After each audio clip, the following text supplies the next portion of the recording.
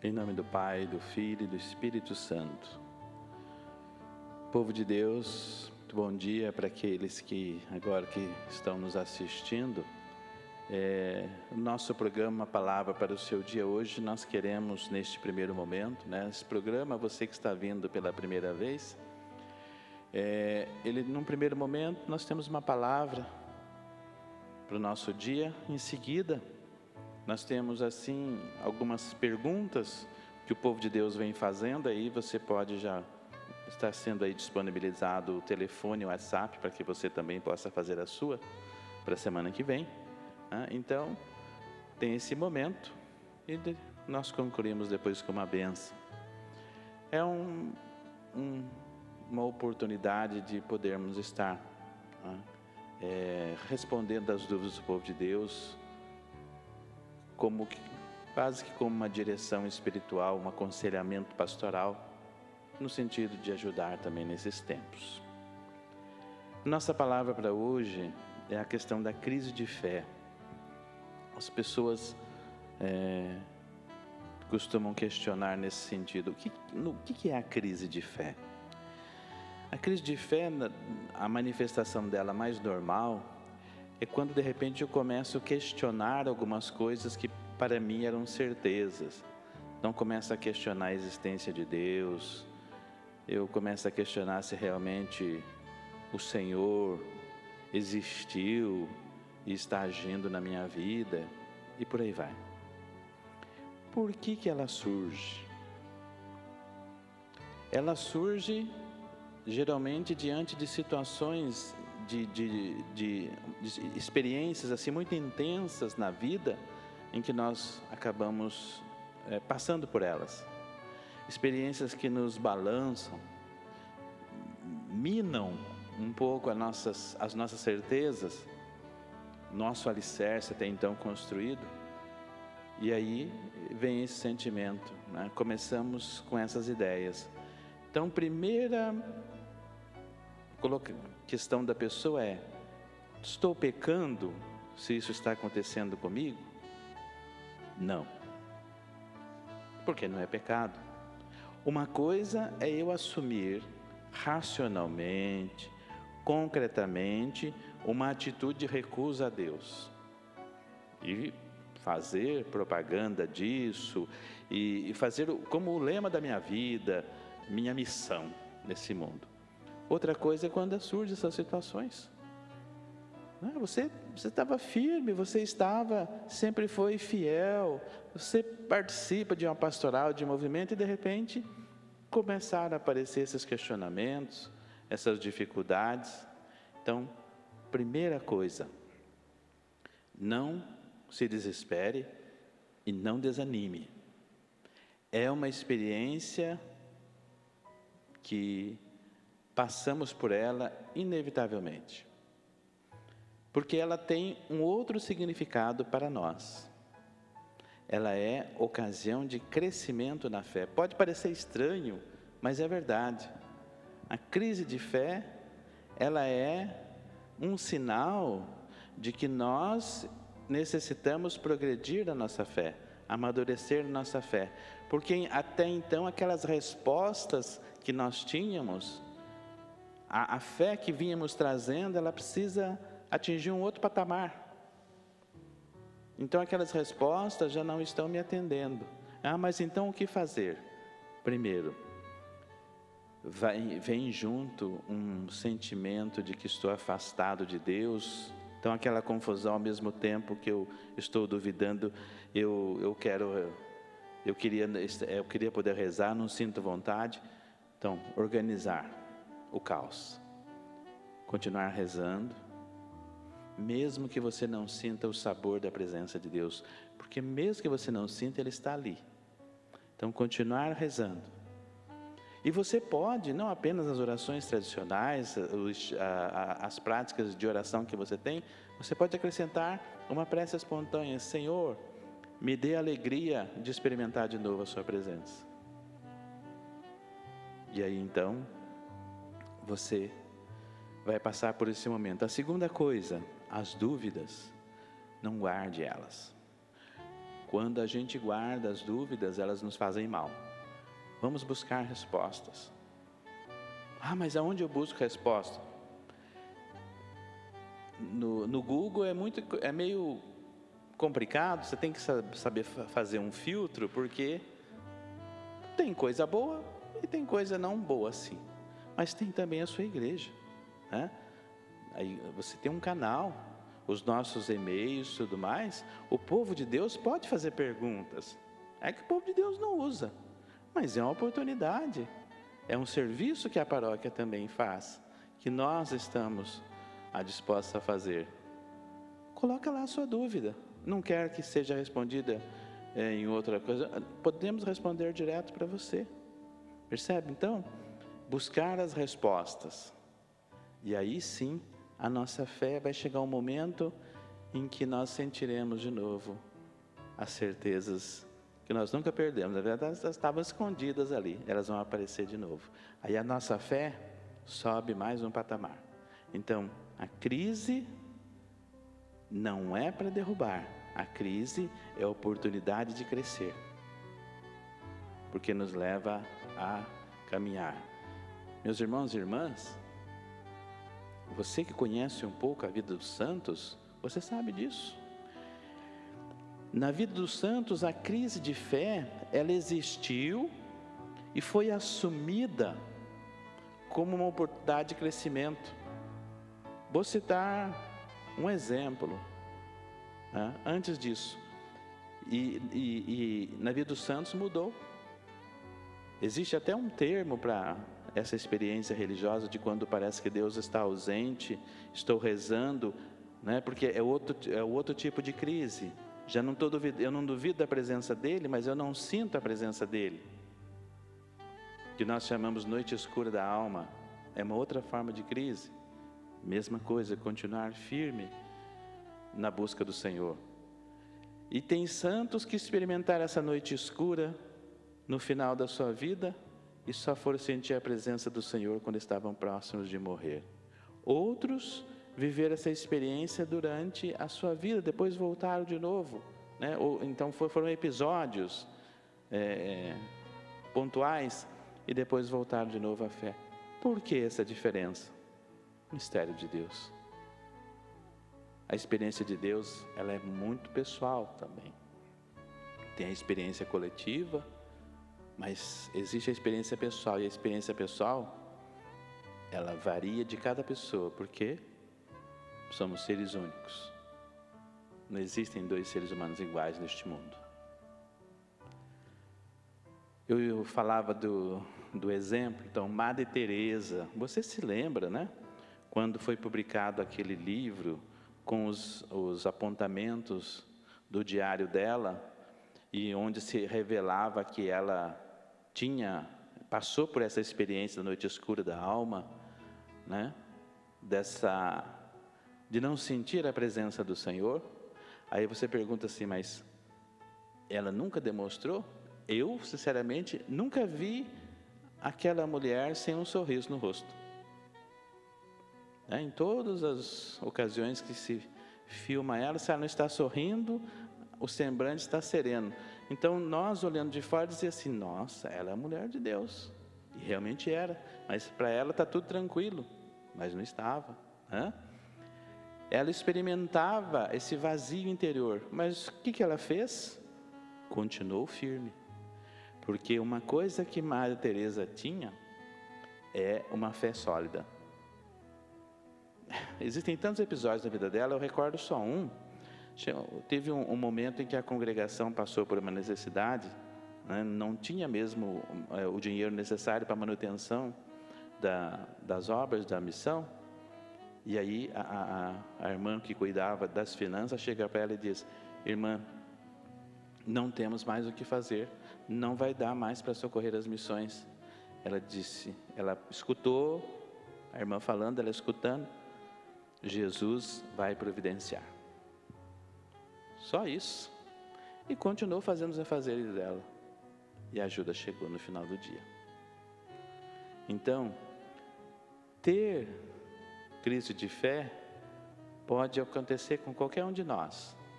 Se acontecer com você, então não se desespere. Lembre-se, é ocasião de crescimento.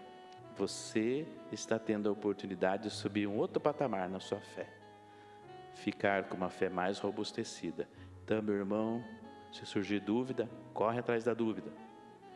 O vazio é só aparente. Do seu lado está o Senhor. Reze, continue rezando, continue pedindo e peça também que Ele volte a te dar, que Ele te dê o sabor da presença dEle. Vamos então para as perguntas. A primeira pergunta vem da Vanise Espírito Santo, que é lá de Ourinhos.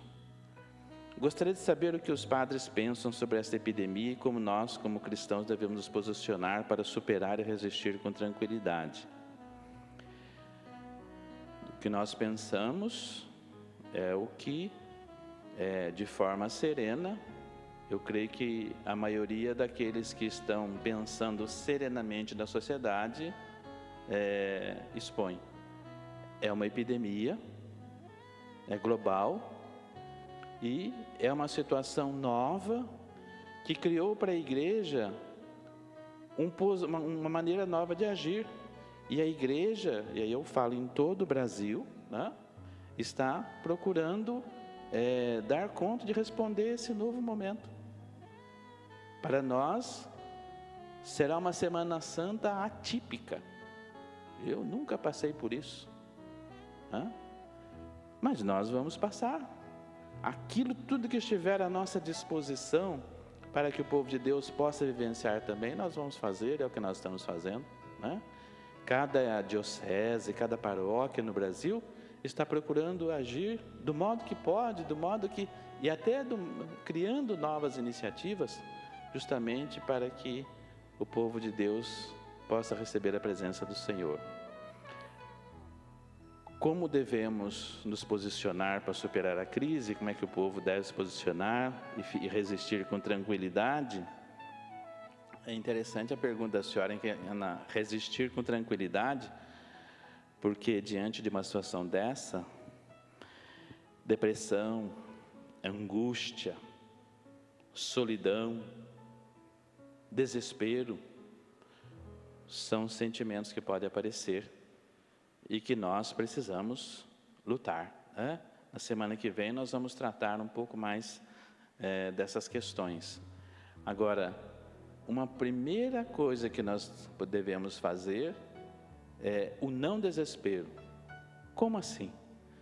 Basicamente, quando vierem os sentimentos, e eu não tenho como controlar o pensamento, né? A mente controla, então ela vem o pensamento, eu dar a ele uma direção. Porque assim, o pensamento ruim, eu posso consentir nele, dar corda para ele, ou eu posso bloqueá-lo. E como é que eu bloqueio? Com a minha fé. Porque a senhora, eu, cada um de nós acreditamos, somos pessoas de fé. Então significa o quê? Significa que nós acreditamos que tem um ser superior, maravilhoso e poderoso que está ao nosso lado e não estamos simplesmente jogados neste mundo. Para nós de fé, a nossa vida não é uma sucessão de coisas que vão acontecendo, não. Tem um caminho. Surgiu essa epidemia, uma crise. Vou dar uma resposta a essa crise. Vou continuar firme. Então, a primeira atitude é essa, é nós realmente não nos entregarmos. Nós nos recusarmos a nos entregar ao desespero e aos outros sentimentos. Eles podem aparecer, mas nós vamos combater. Então essa é uma atitude de superação. E vamos combater. E os recursos para esse combate de cada um, então vem das ciências, mas vem especialmente da nossa fé. É onde entra também, né, os nossos esforços nesse sentido, de ajudar na superação. A sua pergunta, Gisele Kron, né?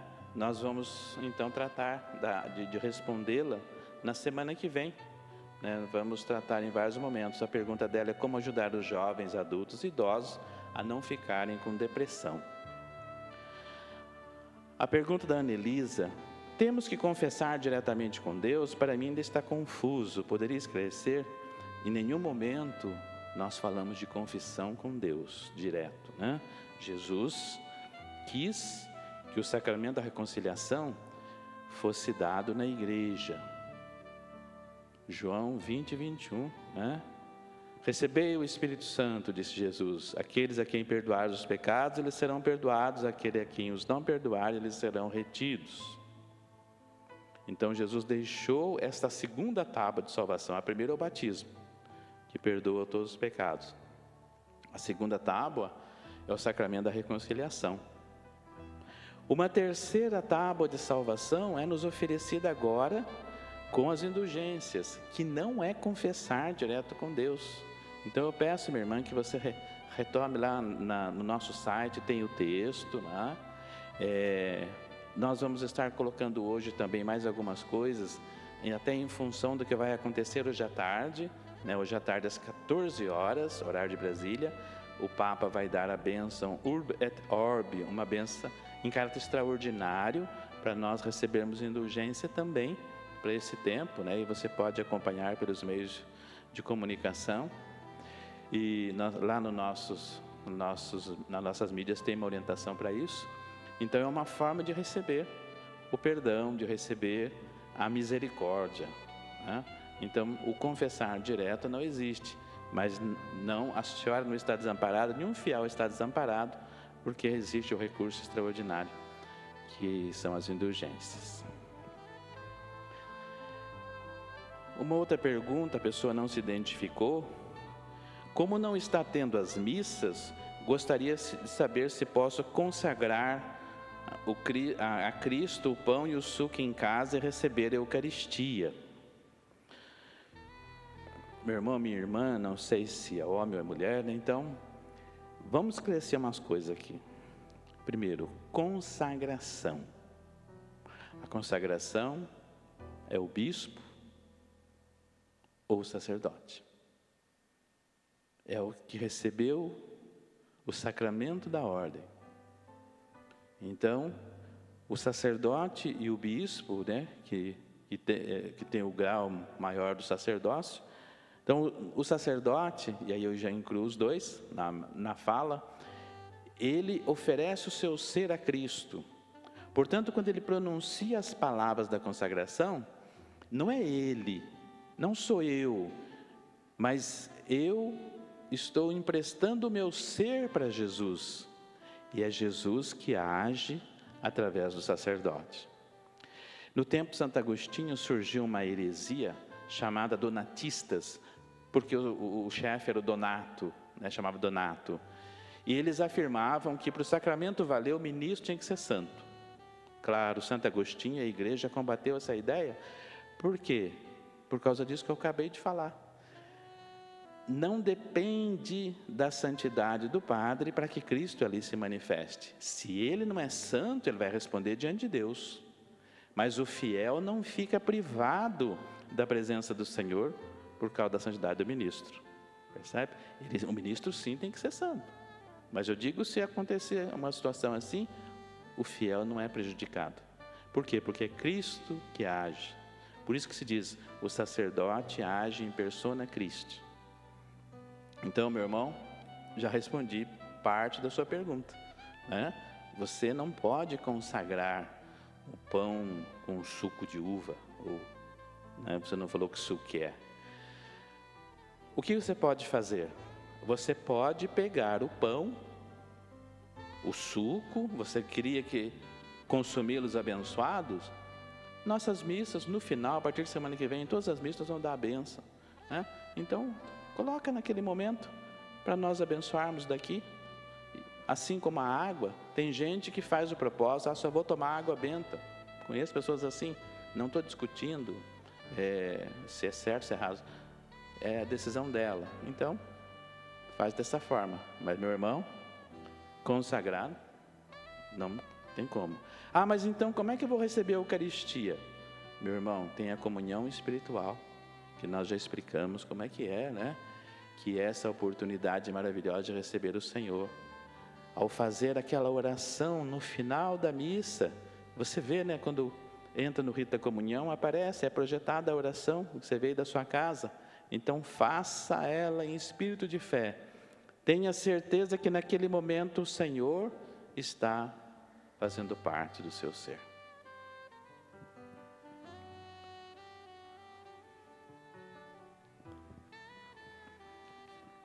E a última pergunta, né, a dona Conceição, gostaria de saber se a paróquia está viabilizando algum projeto para ajudar os idosos da nossa comunidade que estão em casa e não tem ajuda para fazer alguma compra, ou nem, não tem como se comunicar e externar as suas necessidades.